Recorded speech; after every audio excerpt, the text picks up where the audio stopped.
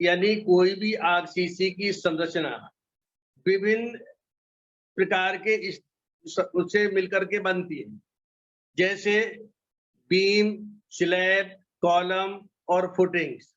तो आज का टॉपिक है आपका बीम। बीम जो है आपके सिलेबस में जो बीम की ड्राइंग है उसमें मुख्य रूप से 4 बीम्स हैं। पहली सिंगली रीइंफोर्स्ड बीम, दूसरी डबली रीइंफोर्स्ड बीम, तीसरी कैंटिलीवर बीम और चौथी टी बीम। ये 4 प्रकार की जो बीम्स हैं ये आपके पाठ्यक्रम में है। सिंगली रीइंफोर्स्ड बीम किसको कहते हैं? जब किसी भी धरन में जो हमारा धरन कोई भी है वो टेंसाइल स्ट्रेस बहन करने में सक्षम नहीं होती है, जबकि कंक्रीट जो है हमारी कंप्रेशन में पूर्ण सामर्थ्यवान होती है लेकिन तनाव में नहीं। ऐसी स्थिति में हम रीइंफोर्समेंट के द्वारा उसको तनन में सामर्थ्यवान बनाते हैं। तो इसमें बीम में 2 जोन होते हैं। न्यूट्रल एक्सिस के नीचे ये कहलाता है टेंसाइल जोन और न्यूट्रल एक्सिस के ऊपर कहलाता है कंप्रेशन जोन। तो इसमें टेंसाइल रीइंफोर्समेंट यानी टेंशन जोन में प्रोवाइड किए जाने वाला रीइंफोर्समेंट वो टेंसाइल रीइंफोर्समेंट कहलाता है। तो जब हम 2 जो जोन है, एक कंप्रेशन जोन और टेंसाइल जोन, जब हम सिर्फ टेंसाइल जोन में रीइंफोर्समेंट प्रोवाइड करते हैं तो उसको कहते हैं सिंगली रीइंफोर्स्ड बीम। तो किसी भी बीम की ड्राइंग बनाने से पहले आपको थोड़े से उसके जो नॉर्म्स हैं उसको ध्यान में रखना पड़ेगा। तो सबसे पहला है कवर।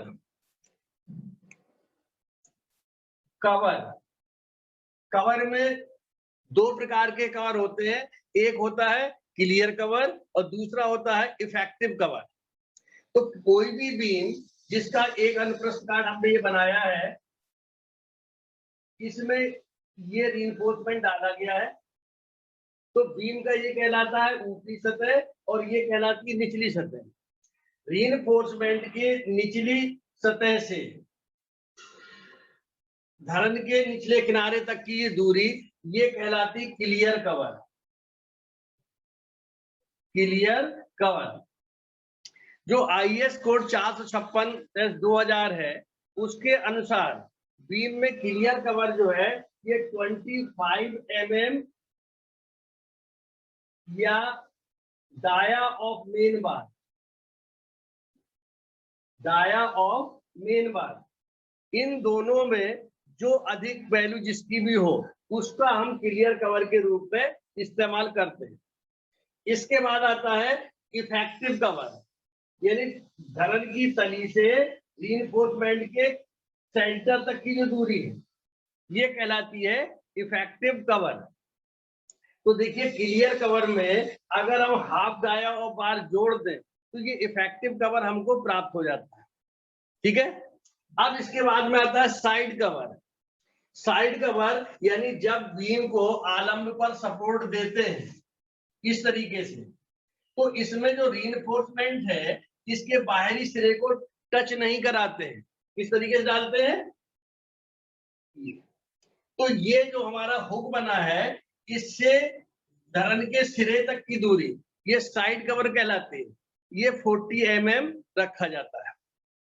दूसरी चीज इसमें स्पैन यानी विस्तृत बीम की, तो ये भी आपने डिजाइन में पढ़ा होगा, क्लियर स्पैन और इफेक्टिव स्पैन, यानी आलंब के बीच से बीच दूरी। देखिए यहाँ से कहां से आलंब के भीतरी किनारे से दूरी दूसरे आलंब तक की ये कहलाती है क्लियर स्पैन। अगर हम सपोर्ट के सेंटर से लें तो ये कहलाएगा इफेक्टिव स्पैन। तो इसमें आपको कोई कैलकुलेशन नहीं करनी है, आपको करना क्या है कि आपको जो डिटेल दिए हैं उसकी सहायता से आपको बनानी है ड्राइंग। तो इसमें ड्राइंग में लॉन्गिट्यूडनल सेक्शन और कम से कम 2 क्रॉस सेक्शन ये बनाने होते हैं। 2 क्रॉस सेक्शन, एक तो मिडिल में यानी सेंटर पे और दूसरा सपोर्ट पे। ऐसा क्यों करते हैं? क्योंकि हमारा जो टेंसाइल रिइंफोर्समेंट है वो मैक्सिमम जो है वो सेंटर में होता है, इसलिए हम सेंटर पे इसके लिए एक क्रॉस सेक्शन बनाते हैं और सपोर्ट पर चूंकि बेंडिंग मोमेंट की वैल्यू सेंटर से घटते हुए सपोर्ट तक शून्य हो जाती है, ऐसी स्थिति में हमको सपोर्ट पर जो टेंसाइल रिइंफोर्समेंट है उसकी पर उतनी आवश्यकता नहीं होती है जितनी की सेंटर पे होती है। इसलिए हम मेन रिइंफोर्समेंट में, जिसको टेंसाइल रिइंफोर्समेंट कहते हैं, उसमें कुछ छड़ों को शियर रिइंफोर्समेंट के रूप में इस्तेमाल करते हैं। तो इसलिए दो क्रॉस सेक्शन बनाने की जरूरत पड़ती है। तो अब इसमें आपको जो रिइंफोर्समेंट है, कौन कौन सा रिइंफोर्समेंट इस्तेमाल करते हैं, इसको देख लीजिए। सबसे पहले मेन बार,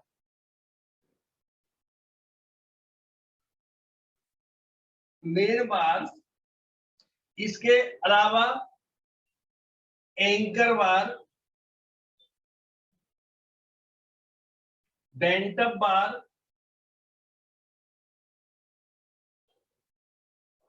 और स्टीरअप्स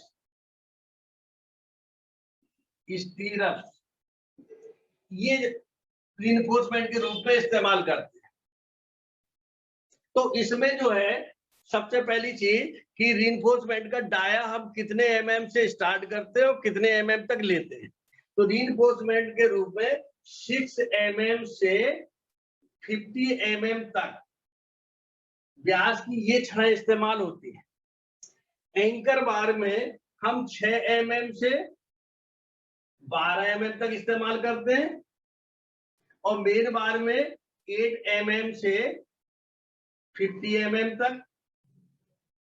इसी तरीके से बेंटअप बार, तो बेंटअप बार का जो डाया होता है वो मेन बार के बराबर ही होता है, क्योंकि मेन बार को ही आलम्ब पर बेंड किया जाता है। तो इसका डाया और मेन बार का डाया वही रहेगा।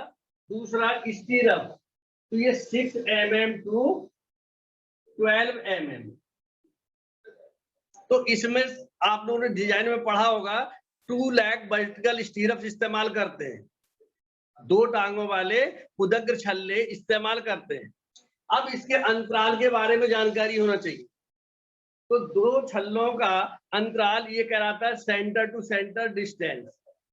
बाकी तो इसमें अंतराल रखने का प्रावधान ये है कि डिजाइन करने पे जो वैल्यू आती है उसको हम लेते हैं, लेकिन ड्राइंग में आपको डिजाइन नहीं करनी है। आपको जो डिटेल है या जो इसके थंब रूल है उसके अनुसार हम इसकी स्पेसिंग रखते हैं।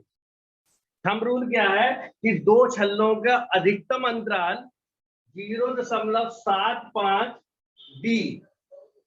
डी क्या है? इफेक्टिव डेप्थ ऑफ बीम, या 300 mm।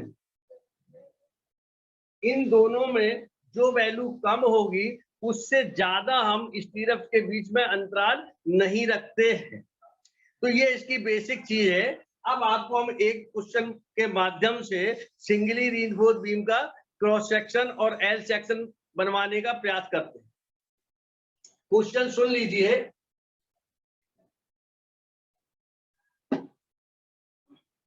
एक सिंगली रीइंफोर्स्ड बीम का अनुप्रस्थ काट एवं अनुदैर्ध्य खंड किसी उचित पैमाने पर खींचे।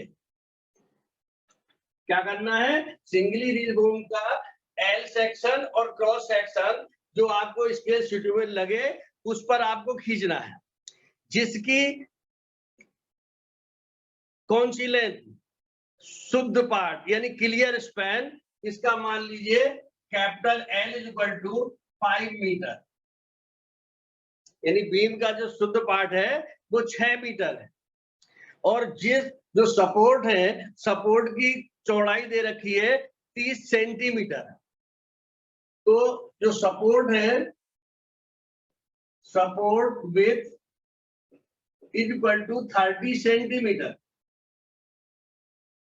Size of the beam, size दे रखी बीम की 300 मिलीमीटर इंटू 500 mm। ये ओवरऑल डेप्थ है, ये ओवरऑल डेप्थ है। अब इसमें प्रबलन के लिए 2 प्रकार की भाषा का इस्तेमाल होता है। एक तो इतना देने के बाद ये आपसे कह दिया जाए कि उचित प्रबलन की व्यवस्था करते हुए इसका अनुप्रस्थ काट और अनुदैर्ध्य खंड खींचिए। तब ऐसी स्थिति में आपको जो नॉर्म्स हैं उनके अनुसार मेन बार का डाया, स्टीरप्स का डाया, एंकर बार का डाया ये एज्यूम करने पड़े। दूसरी है कि इसमें डिटेल अगर दे रखी है तो जो डिटेल दी गई है उसके आधार पर ही हम उस ड्राइंग को कंप्लीट करें। अब हम मान लीजिए इसमें ले देते हैं, इसमें 20 mm डाया की 5 छड़े मेन बार के रूप में 20 mm डाया 5 नंबर्स, और इसमें जो एंकर बार है, एंकर बार इसका डाया 12 mm, ठीक है, और 8 मिलीमीटर व्यास के 2 टांगों वाले छल्ले 150 mm सेंटर डिस्टेंस पर डाले गए हैं। तो स्टीरप्स कितना है 8 mm dia stirrups at 150 mm centre to centre, ये आपको डिटेल दी गई है। अब इसके आधार पर आपको ड्राइंग बनानी है। तो सबसे पहले हम डिसाइड करते हैं कि किस स्केल में बनाए, ठीक है। तो अब जैसे बीम की साइज दे रखी 300 इंटू 500 mm। अब अगर मान लीजिए हम 150 का स्केल लें तो 150 के स्केल में 300 mm की दूरी कितने में आएगी, देखिए 150 इंटू 300 यानी 6 मिलीमीटर। तो 6 मिलीमीटर में हमको ड्राइंग बनाने में हम ये सारी डिटेल्स नहीं दिखा सकते। इसका मतलब हो गया कि 150 की स्केल उचित नहीं है। अब लीजिए 120 में अगर हम 300 mm लेते हैं तो ये हो गई 150 mm यानी 1.5 सेंटीमीटर। ये भी 1.5 सेंटीमीटर की दूरी भी आपको ड्राइंग बनाने में प्रॉब्लम क्रिएट करेगी। इसलिए इसके लिए बेहतर है कि 110 का स्केल इस्तेमाल करें। तो 110 का स्केल अगर हम इस्तेमाल करते हैं तो इसकी जो चौड़ाई है ये 30 मिलीमीटर यानी 3 सेंटीमीटर, और इसकी गहराई जो 500 mm है ये आ जाएगी 50 mm यानी 5 सेंटीमीटर। तो यहीं से शुरुआत करें। तो सबसे पहले इसमें एक किनारे से स्टार्ट करें कि हमने एक आयताकार आकृति जिसकी ये चौड़ाई 300 mm है। एक बार हमने 300 लिख दिया और नीचे कहीं भी लिख दिया ऑल डायमेंशन इन mm। तो इस तरीके ये 300 mm हो गई, और इसके बाद में ये ओवरऑल डेप्थ 500 mm, ठीक है। ये सारी ड्राइंग आप एच पेंसिल से या HB पेंसिल से बनाएं, ठीक है। अब इसके बाद में आपको पता है कि हम क्लियर कवर कितना रखना है, तो 25 mm ये मिनिमम है, ठीक है। तो हम चाहे तो एक हल्की पेंसिल से, कौन सी पेंसिल, जो 2H होती है, 2H पेंसिल से 25 मिलीमीटर की दूरी लेकर के इसके दोनों साइड ऊपर इस तरीके हल्की सी लाइन खींचे, ये ठीक है, हल्की सी लाइन खींचे तो इस तरीके से 25 mm हो गई। अब आपको बनाना है मेन बार 20 mm डाया। तो यहां से 20 mm को स्केल में लेंगे तो 2 mm आ जाएगा। तो यहां से 2 मिलीमीटर की दूरी लेकर के एक लाइन और इसके पैरेलल खींचे जो कि हल्की होगी और इसको बिगाड़ने की जरूरत ना पड़े। और इसके बाद में 25 mm पर यहां से इसको खींच लीजिए। ये चारों लाइनें हल्की होंगी और आपको ड्राइंग बनाने में ये सहयोग प्रदान करेंगी, ठीक है। तो अब सबसे पहला काम क्या करना है कि 20 मिलीमीटर व्यास की 5 छड़ें इसमें बना दो। तो एक छड़ इसके किनारे ले लेंगे इस तरीके से, दूसरी छड़ इसके किनारे पे और तीसरी छड़ इसके बीच में। अब जो 2 छड़ें बच गई वो यहां पे डाल देंगे। इस तरीके से 5 छड़ें दिखा देंगे। अब ये जो एंकर बार है 12 mm डाया की, 12 mm डाया की एंकर बार यहां पे बना देंगे।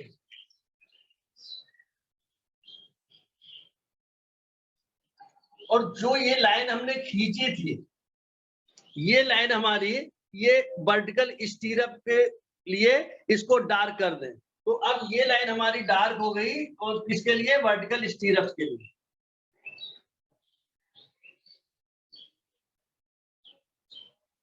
इस तरीके से अब ये लाइन हमने हटा दी, क्योंकि इसमें आपको हल्की खींचनी है तो आपको बिगाड़ने की जरूरत नहीं होगी। तो इस तरीके से हमारा क्रॉस सेक्शन बन गया और यहाँ पर इस तरीके से हुक दिखा दें। तो इस तरीके से ये आपके क्रॉस सेक्शन यहाँ पे लिख देंगे, क्रॉस सेक्शन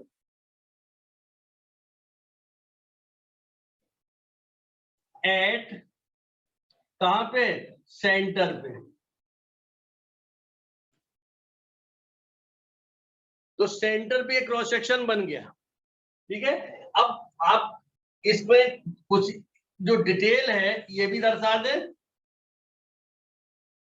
साइड में कहीं पे ले जाकर के इसको यहां पे लिख दे, मेन बार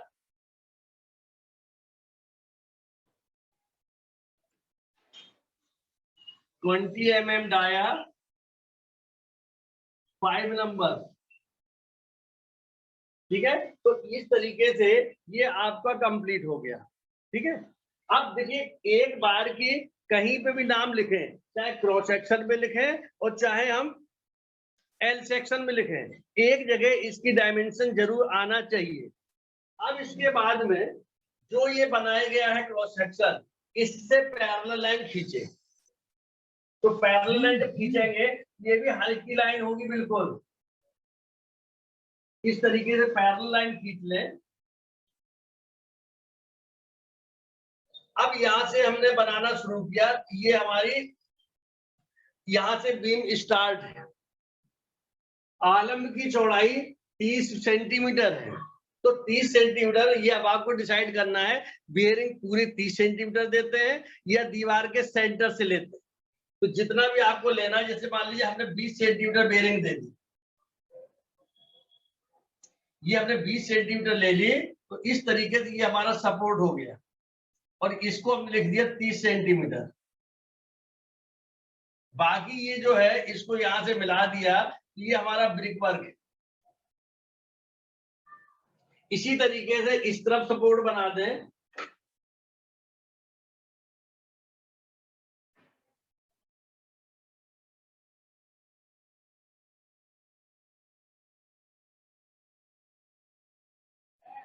अब देखिए इसका जो शुद्ध पार्ट है ये 5 मीटर है, तो इसको mm में लिख दिया 5000। हो सकता है ये 110 के स्केल में ये कितना दिखाएगा? 110 के स्केल में 5000 का मतलब हो गया 500 mm, यानी 50 सेंटीमीटर। तो हो सकता है तुम्हारी ड्राइंग शीट पे इतनी जगह ना हो। तो ऐसी स्थिति में हम क्या करते हैं, इसमें जो बीच के हिस्से को ब्रेक कर देते हैं, यानी इस तरीके से इसको ब्रेक कर दिया। अब इसके बाद ये बीच की दूरी कितनी भी हो, हम इसको 5000 मिलीमीटर लिख देंगे। अब जो ये हमने मेन बार इसमें ली है, इसमें मिनी ड्राफ्टर की सहायता से इसमें पैरेलल लाइन खींचे। तो वो पैरेलल लाइन खींचेंगे तो बताया था साइड कवर 40 mm। तो 40 mm पे यहाँ पे हल्की सी लाइन खींच ले कि इसके इस तरफ हमको नहीं लाना है। ठीक है, ये लाइन सिर्फ आपको दिखाई दे, बाकी किसी को ना दिखाई दे, ये कि हमें सपोर्टिंग के लिए है। तो इस तरीके से जो हमने ये छड़े लिए हैं, इन छड़ों का प्रोजेक्शन इस पे ले लें। जितनी छड़ की मोटाई है उतनी मोटाई के बराबर ये दिखना चाहिए। अब इसके बाद में देखिए दो विकल्प हैं। ये जो छड़े बनाते हैं ये बी पेंसिल से बनाते हैं। तो बी पेंसिल B2B 4B इस तरीके से नंबर से आती है। जितने नंबर इसके ज्यादा होंगे उसकी लीड उतनी ही ज्यादा मोटी होगी। तो बेहतर ये है कि अगर आपके पास पेंसिल तीनों प्रकार की है, B2B और 4B, तो उसमें आप देखेंगे कि जो हमारी 20 मिलीमीटर डाया की छड़ बनानी है, तो एक ही बार अगर इसको चला देंगे तो ये पूरी ब्लैक लाइन बन जाएगी। तो इसके लिए आपको दोबारा जिस तरीके से हम काला कर रहे हैं, आपको काला करने की आवश्यकता नहीं होगी। तो इस तरीके से ये ठीक है, तो ये आप पैरेलल लाइन खींच लेंगे। अब इसके बाद में जो एंकर बार है, एंकर बार यहां से स्टार्ट करेंगे और ये एंकर बार होगी।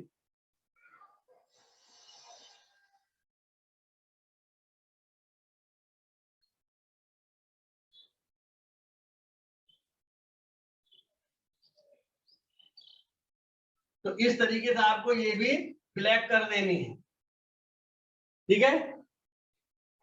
अब इसके बाद में देखिए, इसमें जो है मेन बार में बेंट अप बार की चर्चा नहीं चलाई गई।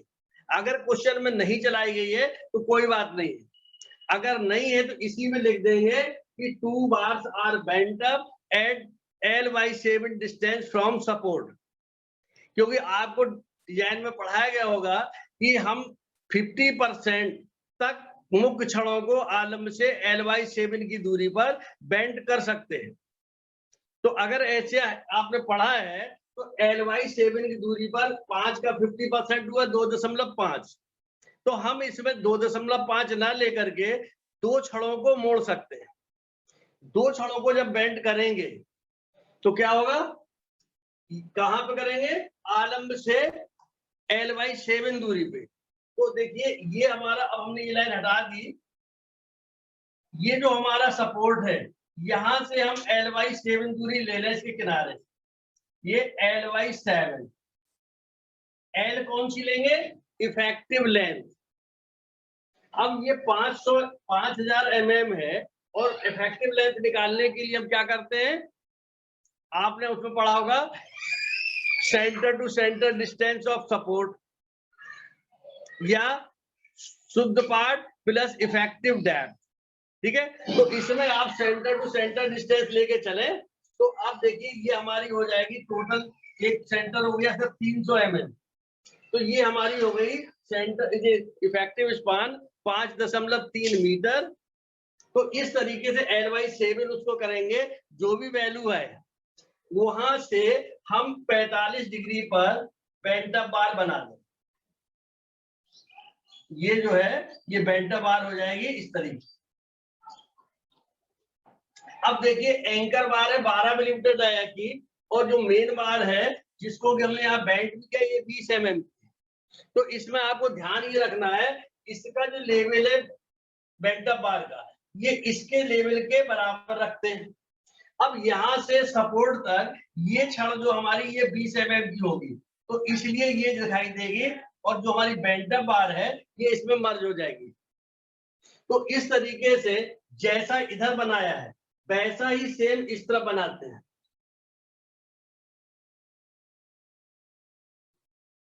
इस तरीके से ये ड्राइंग बन जाती है। अब इसके बाद में 8 mm dia stirrup at 150 mm centre to centre. तो यहां से एक स्टीरअप पहले डाल दें जो कि 8 mm डाया का है। 8 mm को स्केल बनाएंगे तो 0.8 mm हो गया। तो यानी हमने जो आपको 3 पेंसिल बनाई थी, B, 2B और 4B। तो 4B से हमने मेन बार और बेंट अप बार बना दी, 2B से एंकर बार और B पेंसिल से स्टीरअप्स। तो एक बार में भी आपको ये बन जाएगी छड़ों, ये छड़ आपकी बन जाएगी, आपको दोबारा इसको काले करने की जरूरत नहीं होगी। अब इसके बाद में 150 mm सेंटर टू सेंटर नापते हुए इस तरीके जितने भी स्टीरअप्स आ जाए इनको इस तरीके से अब हम यहां से स्टार्ट करेंगे।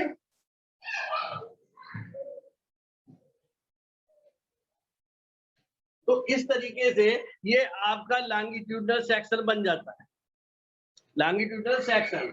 अब आपको लिखना है इसमें, तो इसमें लिखने के लिए क्या करेंगे, लिखने के लिए आप करेंगे यहाँ पे एरो लगाएंगे, 20 mm dia, 20 mm dia, anchor bar 2 number, और यहां पे लिख देंगे 20 mm dia, bent up bar ये भी 2 नंबर, और यहां पे लिख देंगे 20 mm डाया, मेन बास 5 नंबर्स। इसके बाद में एक लाइन खींचे ऐसे, और इसमें इस प्रकार के एरो दर्शा दें, ठीक है। अगर ऊपर जगह है तो ऊपर लिख दे, और नहीं है तो जैसे एरो ले जा करके इसके बीच में यहाँ पे लिख दिया 8 mm dia, 2 legged vertical stirrup, vertical stirrup at 150 mm centre to centre. तो इस तरीके से इसको लिख देंगे। अब इसमें बताया था 2 क्रॉस सेक्शन बनाते हैं। अब देखिए यहाँ बोर्ड में जगह नहीं है तो हम दूसरा क्रॉस सेक्शन इसी को पहले बना दिया, और इसके दूसरे किनारे पर, इस पर दूसरे किनारे पर सेम यही बना देंगे, सेम यही क्रॉस सेक्शन बनाएंगे। अंतर कितना रखेंगे? यहाँ पर हमने लिखा क्रॉस सेक्शन एट सेंटर, और वहां पे लिख देंगे क्रॉस सेक्शन एट सपोर्ट। अथवा आप इसमें एक लाइन खींच दीजिए इस तरीके से, इसको लिख दिया AB और इसको लिख दिया यहाँ पे CD। तो हम इसको यहाँ पे लिख दें क्रॉस सेक्शन एट CD, और दूसरे के आगे नीचे लिख दें क्रॉस सेक्शन एट AB, ठीक है। तो अब देखिए यहाँ पर क्या है कि जो हमारी 5 छड़ें थी उनमें 2 छड़ों को हमने L/7 डिस्टेंस पर 45 डिग्री एंगल पर बेंड कर दिया। ये हमारा कहलाता है शेयर रिइंफोर्समेंट। तो अब यहाँ पर हम क्रॉस सेक्शन बनाएंगे, तो मेन बात जो 5 थी यहाँ पर सिर्फ बची 3, 2 कहाँ गई? 2 पहुंच गई ऊपर। तो इस चित्र में हम ये 2 छड़ें हटा देंगे।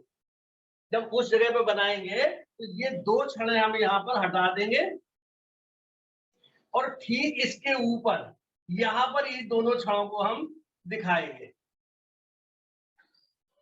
किस तरीके से?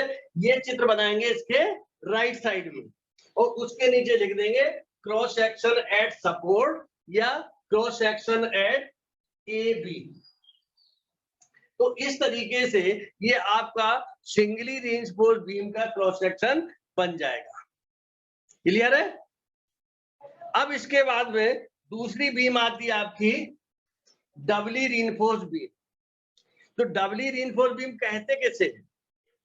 जब किसी भी धरन की माप पहले से निश्चित हो कि हम इससे ज्यादा माप नहीं रख सकते, बीम पर आने वाले भार इतने अधिक हो कि जो क्रॉस सेक्शन हमारा सीमित है उसके द्वारा लोड नहीं लिया जा सकता। ऐसी स्थिति में हम धरन के दोनों जोन यानी टेंसाइल जोन और कंप्रेशन जोन दोनों में रीइंफोर्समेंट प्रोवाइड करते हैं। तो जब किसी भी धरन के तनन क्षेत्र और संपीड़न क्षेत्र दोनों में हम रीइंफोर्समेंट प्रोवाइड करें तो वो धरन कहलाती है डबली रीइंफोर्स्ड बीम। डबली रीइंफोर्स्ड बीम में ये जरूर ध्यान रखना कि उसमें एंकर वार इस्तेमाल नहीं होती है। एंकर वार क्यों इस्तेमाल करते हैं? एंकर वार का काम ये है कि जो हमने इसमें स्टीरअप्स डाले हैं वो स्टीरअप अगर हम एंकर वार नहीं डालेंगे तो ये अपनी ऊर्ध्वाधर स्थिति में नहीं रह पाएंगे। तो ये हमारा जो एंकर वार है, जो वर्टिकल स्टीरअप्स है, इनको वर्टिकल पोजीशन में रखने के लिए ही डाली जाती है। और चूंकि डबली रीइंफोर्स्ड बीम में हम ऊपर रीइंफोर्समेंट डाल ही रहे हैं तो जो एंकर वार जो डालते थे अब उसकी कोई आवश्यकता नहीं है। तो अब इसमें देखिए ज्यादा डिटेल को चेंज करने की जरूरत नहीं है। अब इसमें क्या करेंगे, जैसे इन्होंने कह दिया कि main bar 5 number 20 mm dia, कहा टेंसाइल जोन में, कंप्रेशन जोन में 16 मिलीमीटर व्यास की 3 छड़ें डालने पे। तो जो हमने डायग्राम यहाँ पे बनाया था एंकर वार दिखाते हुए, अब हम इसमें एंकर वार ना डाल करके 16 mm डाया की 3 छड़ें यहाँ पे डाल देंगे। ये 3 छड़ें यहाँ पे डाल देंगे और ये 5 छड़ें यहाँ पे बनी रहेंगी। तब हमारा ये क्रॉस सेक्शन कहलाएगा क्रॉस सेक्शन एट सेंटर। ठीक है। और जब हम बेंटम बार के रूप में इस्तेमाल करेंगे तो ये दो छड़ें यहाँ पर पहुंच जाएंगी, और जो हमारी एंकर बार है यहाँ पर न लिख करके यहाँ लिख देंगे 12 mm डाया की जगह पे 16 mm dia 3 number main reinforcement या कंप्रेसिव बार, कुछ भी लिखें। तो इस तरीके से डबली रीइंफोर्स्ड बीम और सिंगली रीइंफोर्स्ड बीम में खाली सेक्शन में अंतर दिखाई देता है, बाकी सेम इसी तरीके से इसका एल सेक्शन बनेगा, इसमें कोई कंफ्यूजन की जरूरत नहीं है। तो आप लोगों को इस बात का विशेष ध्यान रखना है कि चाहे सिंगली रीइंफोर्स्ड बीम आए चाहे डबली रीइंफोर्स्ड बीम आए, डबली में क्या क्या प्रावधान किए जाते हैं उसको याद रखना है, और सिंगली में क्या करते हैं वो रखना है। इस तरीके से ये हमारी सिंगली रीइंफोर्स्ड बीम और डबली रीइंफोर्स्ड बीम दोनों की ड्राइंग आप लोग आसानी से बना सकते हैं। अगर कोई चीज क्लियर ना हुई हो तो बाद में आपको मौका दिया जाएगा पूछने के लिए, आप उसमें पूछ सकते हैं। इसके बाद में एक बीम आज और बता देते हैं, कैंटिलीवर बीम। कैंटिलीवर बीम के केस में सबसे पहली चीज रीइंफोर्समेंट के जो हमारा इस्तेमाल किए छड़ हैं उनका व्यास, बीम कोई भी हो व्यास वही रखते हैं। अंतर सिर्फ इतना है कि जो हमारी सिंपली सपोर्टेड बीम होती है उसमें टेंसाइल जोन तली में होता है, इसलिए टेंशन रीइंफोर्समेंट नीचे डालते हैं। कैंटिलीवर बीम में टेंसाइल जोन टॉप पे होता है, इसलिए हम इसमें रीइंफोर्समेंट ऊपरी सिरे पे डालते हैं। तो देखिए एक ये कैंटिलीवर बीम,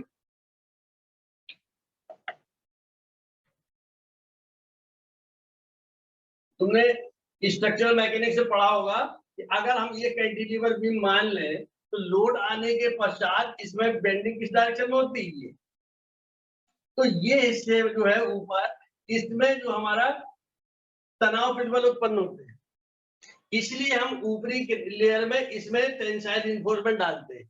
निचली तली पर कंप्रेसिव स्ट्रेस क्रिएट होते हैं, तो इसलिए कंप्रेशन में कंक्रीट मजबूत होती है, तो नीचे हमको रीइंफोर्समेंट देने की जरूरत नहीं होती है। अब इसमें दो प्रकार की बीम है, एक होता है सिमेट्रिकल सेक्शन, हम पूरी धरन को लंबाई में समान काट रखें तो वो सिमेट्रिकल सेक्शन कहलाएगा। दूसरा ये होता है कि हम आलम्ब पर, यानी हम जो बीम डिजाइन करते हैं तो उसकी डेप्थ कैसे निर्धारित करते हैं, बेंडिंग मोमेंट के आधार पर। तो बेंडिंग मोमेंट जहां पर अधिकतम होगा, डेप्थ हमको वहीं पर अधिकतम की जरूरत होती है। अब कैंटिलीवर बीम में जो बेंडिंग मोमेंट डायग्राम होता है वो इस प्रकार का होता है। तो मैक्सिमम बेंडिंग मोमेंट सपोर्ट पर, तो इसमें मैक्सिमम डेप्थ सपोर्ट पे जरूरत है। फ्री एंड पे बेंडिंग मोमेंट घट करके 0 हो जाता है, तो ऐसी स्थिति में हमको यहाँ पर मिनिमम डेप्थ से ही काम चल जाता है। अब आपको ध्यान क्या रखना है कि ये हमारी जो फ्री एंड है इस पर हम कोई भी खंड ले, इसकी चौड़ाई पूरी लंबाई में बराबर रखते हैं, और जो गहराई है, ये खंड कैसा होता है इस प्रकार से, तो ये हमारी चौड़ाई है, ये गहराई है। गहराई निर्भर करती है बेंडिंग मोमेंट पे। तो अब यहाँ पर हमारा बेंडिंग मोमेंट मैक्सिमम है, तो हमने यहाँ पर सेक्शन बेंडिंग मोमेंट के आधार पर रख दिया। यहाँ पर बेंडिंग मोमेंट 0 है, तो हम मिनिमम जो है वो रखेंगे। चौड़ाई पूरी लंबाई में, बीम की जो चौड़ाई है वो पूरी लंबाई में समान रखते हैं। डेप्थ को हम यहां से इस तरीके से इसको कम कर देते। तो ये आपको पता होना चाहिए कि जो हमारा स्वतंत्र सिरा है इस पर डेप्थ जो है 100 mm से 150 mm के बीच हम कुछ भी मान सकते हैं। ये हम कितनी 100 mm से 150 mm के बीच ये डेप्थ कुछ भी मान। अब इसके बाद में इसकी ड्राइंग बनाते हैं। मान लीजिए कोई कैंटिलीवर बीम जिसकी लंबाई यानी L = 2.5 मीटर है, आबद्ध सिरे पर इसके खंड की माप कहां पर? आबद्ध सिरे पर। ये हो गई मान लीजिए 250 इंटू 400 mm में। अब रीइंफोर्समेंट के लिए मेन बार 18 mm डाया, मान लीजिए 4 नंबर,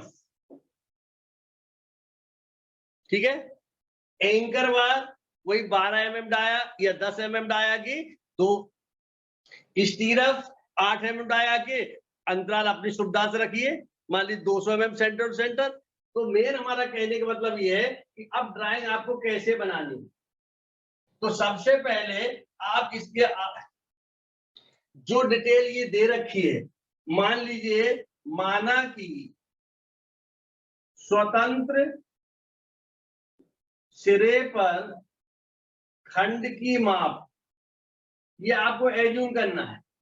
तो हमने कहा चौड़ाई समान रखते हैं, तो ये तो 250 हो गई, गहराई हमने मान लिया 120 mm।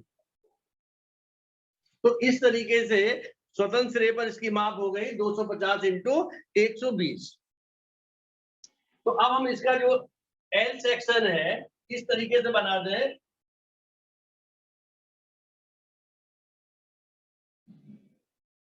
ये 120 और ये 400।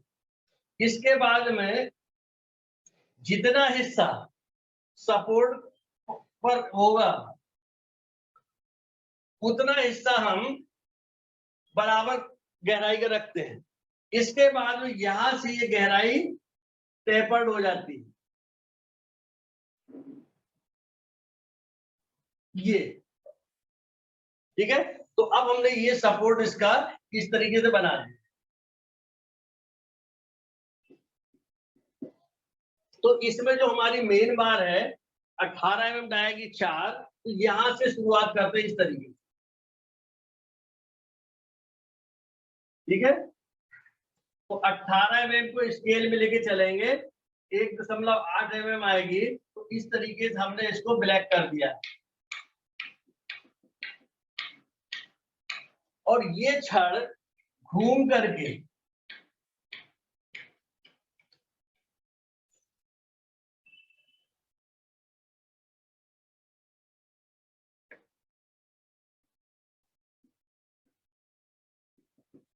ठीक है, ये हमारी एंकरेज लेंथ कहलाती है। ये आपको डिजाइन में बताई गई हुई 58.35 फाई छड़ का व्यास है।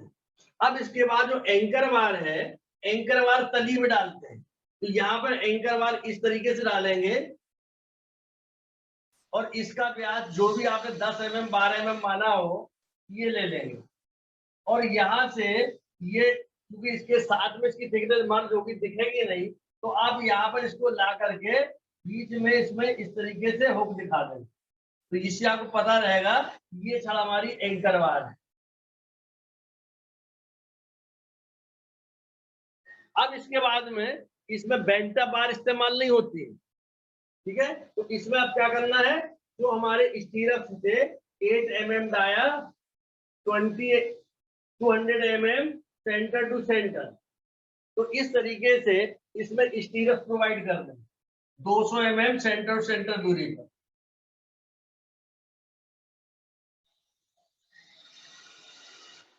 इस तरीके से डाल देंगे। अब इसके बाद में लिखने का काम है, इसका एल सेक्शन कंप्लीट हो गया। ये डिस्टेंस हमारी यहां से 2.5 मीटर, यहां पे लिख देंगे 18 mm dia, main bar 4 number, लेकिन इसमें कैसे दिखेगी, सिर्फ 1 नंबर से। इसके बाद इसमें एरो दिखा दी इस तरीके से, और लिख दे इसमें 8 mm डाया, बल्कि ये हमने लिखा ही हुआ है, ये सेम लिख देंगे इसमें 8 mm dia 2 leg stirrup at 200 mm centre to centre, ठीक है। अब इसके बाद बनाना है क्रॉस सेक्शन। तो एक क्रॉस सेक्शन इधर बनाए और एक क्रॉस सेक्शन इधर बनाए, ठीक है। तो इसका जो क्रॉस सेक्शन बनेगा सेम उसी पैटर्न पे जैसा सिंगली बीम में बनाया था। ऊपर 4 छड़े हैं तो हमने 4 छड़े इस तरीके से दिखा दी। 2 एंकर वार नीचे हैं तो 2 एंकर वार ये दिखा दी, और इसको स्टीरअप से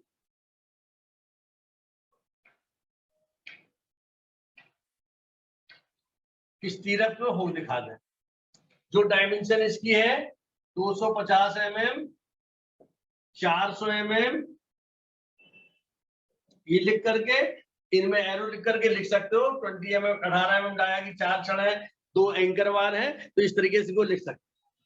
अब इसके बाद में अब हम यहाँ पर जो आपको बेंडिंग मोमेंट डायग्राम दिखाया था उस डायग्राम के अनुसार यहाँ पर बेंडिंग मोमेंट सपोर्ट पर मैक्सिमम होता है, तो हमको मैक्सिमम रीइंफोर्समेंट की जरूरत सपोर्ट पे होती है। अब जो फ्री एंड है इस पे बेंडिंग मोमेंट की वैल्यू 0, यानी यहां से घटते हुए यहां तक आते में 0 हो जाता है। तो हमने जो 4 छड़े इसमें डाली है और यहां तक अगर हम 4 छड़े लेकर के आते हैं तो ये हमारी चारों छड़े जो है ये इनकी कोई उपयोगिता नहीं है। ऐसी स्थिति में हम इन छड़ों में से 50% छड़ों को कम कर सकते हैं। कम करने का मतलब होता है, इसको कहते हैं कर्टेलमेंट ऑफ बार। तो हमें सबसे पहले ये पता होना चाहिए कि हमारा जो बेंडिंग मोमेंट है, जो हमारा ये डायग्राम है, एक बार फिर से समझा दे रहे हैं। कैंटिलीवर बीम का डायग्राम ये होता है, ये दूर हमारा कहलाता है WL²/2। तो हम ये निकाल लें कि इस जगह पर WL²/4 होगा, यानी इसका आधा। तो जिस जगह पे ये बेंडिंग मोमेंट आधा हो जाए तो वहां पर हम छड़ों को आधा कर सकते हैं। जैसे 4 छड़े डाली हैं तो इसमें 2 छड़े हम कम कर सकते हैं। ठीक है, तो ये दूरी जब आप लोग खुद कैलकुलेट करेंगे ये L/3 दूरी निकलती है। आलम्ब से ये दूरी L/3 होती है, जहां पर की बेंडिंग मोमेंट हाफ हो जाता है। ठीक है, तो हम अब जैसे इसकी लंबाई कितनी 2.5 मीटर, तो 2.5 को हम 3 से डिवाइड करें कितना हो जाएगा 2.5/3, तो 0.83 यानी 0.83 मीटर। हम इसको चलिए 85 सेंटीमीटर मान लेते, तो यहाँ पर बेंडिंग मोमेंट हाफ हो जाएगा। तो यहाँ पर हम 85 सेंटीमीटर की दूरी पर 2 छड़ों को कम कर सकते हैं। ठीक है, लेकिन इसमें विकास लंबाई को ध्यान में रखते हुए एंकर यानी विकास लंबाई को ध्यान में रखते हुए इसको 12 फाई दूरी तक और एक्स्ट्रा बढ़ा देते हैं। तो 12 फाई का मतलब 16 mm डाया की है, तो 12 फाई कितना हो गया, मल्टीप्लाई कर लें और इसमें ऐड कर दें। तो इन छड़ों को हम उतनी दूरी पे काट देते हैं। तो सेक्शन में कैसे दिखाएंगे, यहां से जो दूरी आ जाए उस दूरी को नाप करके यहाँ पर इस तरीके से बना, तो इससे ये लगेगा कि यहाँ पर जो हुक जैसा दिख रहा है नीचे, यानी यहाँ तक हमारी छड़ें कुछ काटी गई है। तो अब इसके बाद में हम इसका बनाए यहाँ पे क्रॉस सेक्शन। तो हमने यहाँ पे एक लाइन खींच दी, लिख दिया AB। अब हम इस जगह पे काटने के बाद देख रहे हैं कि क्या दिखाई देता है। तो इसके सीध में हम देखिए ये हमारी बीम की चौड़ाई हो गई, यहां से हमने नीचे से प्रोजेक्शन ले तो पूरी बीम कितनी 400 mm ये हो गई, ये हो गई 250। ठीक है, जहां पर ये लाइन है यहां से हमने प्रोजेक्शन लिया और ये लाइन, तो इस पॉइंट से इस पॉइंट के बीच की जो जगह है वहां पर चूंकि कोई कट नहीं है, तो ये हिस्सा हमारा एलिवेशन में हम इसको लाइन खींच कर दिखा सकते हैं। अब इसके बाद में यहाँ पर जो है इसका प्रोजेक्शन लें, तो यहाँ पे देखो 4 छड़ें थी और यहाँ पर आते आते 2 रह गई, 2 काट दी गई। तो यहाँ पर हम 2 छड़ें दिखा देंगे, और ये जो हमारी एंकर बार है वो 2 ये हो गई, और इसमें स्टीरअप इस तरीके से दिखा देंगे। ठीक है, तो ये हो गया cross section at support, cross section at A B. अब दोनों चीजें बन गई, अब इसका रह गया प्लान। ये प्लान भी इसका दिखाना जरूरी है। तो प्लान कैसे दिखाएंगे, देखिए यहां से हमने हॉरिजॉन्टल लाइन ली और प्लान में क्या देखेगा, इसकी चौड़ाई और बीम की लंबाई। तो लंबाई तो हमने ये ले ली, चौड़ाई 200 mm, इस तरीके 250 mm, ये हमने इसको बना दिया। जो सपोर्ट था वो सपोर्ट इस तरीके से यहाँ पे दिखा दिया, ठीक है। ये जो चार छड़ें हैं हमारी, यहां से स्टार्ट, देखिए प्रोजेक्शन ले ली, कहां से लानी है, तो इस तरीके से चार छड़ें हम इसमें बनाएंगे। दो किनारे कवर छोड़ते हुए इसकी जितनी मोटाई है उतनी मोटाई की खींच देंगे।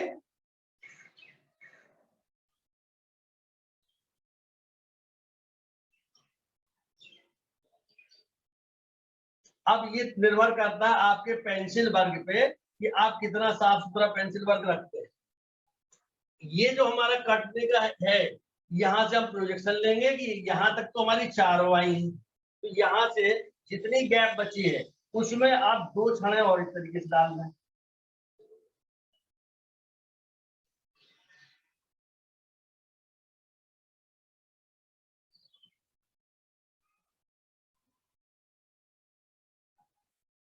इस तरीके से इतने हिस्से में चार छड़ें हैं तो चार दिख रही हैं, तो दो छड़ें यहाँ पर काट दी गई, यहाँ तक दो छड़ें हैं।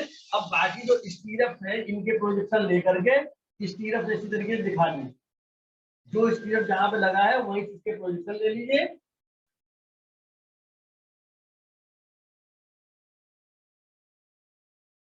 इस तरीके से दिखा देंगे। चाहे तो जो हमने जैसे इस तरीके बोर्ड दिया है, इसमें आप इसको भी इस तरीके से बोलते हुए दिखा सकते हैं। तो ये हमारा कहलाएगा सेक्शनल प्लान।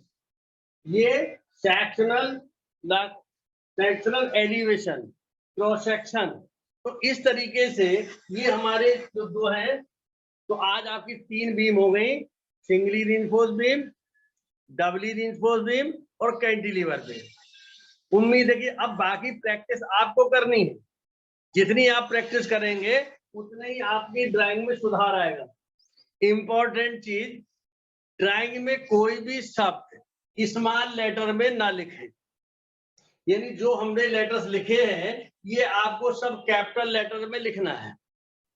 कोशिश ये करिए कि सभी लेटर सेम हाइट के हों। इसके लिए गाइडलाइन खींच ले H2H पेंसिल से, उसके बीच में लिखें। जो एरो बनाए गए हैं, एरो की अपनी एक साइज है जिसका रेशियो होता है 1:3। उस रेशियो में ये एरो बना है। तो इस तरीके से अगर आप ड्राइंग को बनाते हैं तो आपकी ड्राइंग देखने में भी अच्छी लगेगी, तो उससे आपको जो है जो मार्क्स वगैरह की प्रॉब्लम्स आती है वो नहीं आएंगे। ठीक है, आज बस यही समाप्त करते हैं। अगर किसी को कोई कंफ्यूजन हो तो अगले टर्न पर इसको कंफ्यूजन को दूर कर सकते हैं। Okay, thank you.